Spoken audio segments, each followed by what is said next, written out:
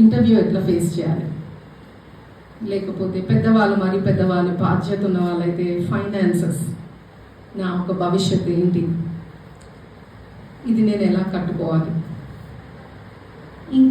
ఇంకా రకాలైన భయాలు ఉన్నాయా?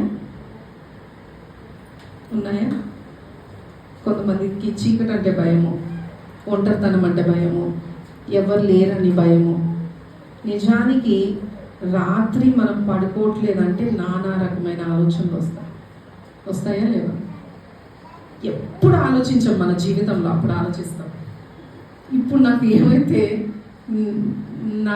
నా కుటుంబం ఏమవుతుంది, నా ప్రాణానికి ఏమైనా అయితే నా కుటుంబం ఏమవుతుంది, ఇవన్నీ ఆలోచనలతో మనం కూడి ఉంటే మొట్టమొదటిగా మనం గమనించుకోవాలా, ఒక గొర్రెకి భయం ఉండకూడదు, ఎందుకంటే కాపరి ఉన్నాడు కాబట్టి. రేపు ఏంటి అని ఆలోచించే స్థితిలో మనం ఉండొద్దు.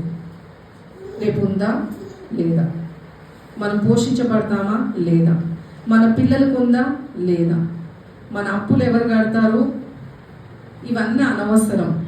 మనం రాత్రి పడుకునేటప్పుడు ఏమనాలంట, యెహోవా నా కాపరి నాకు, హల్లెలూయా, ఈ మాట అనుకొని పడుకుంటే దేవుడు అంటాడు, నువ్వు నిద్రిస్తుండగా నేను నిన్ను చూచుకొందును, నిన్ను పోషిస్తాను అని చెప్పేసి.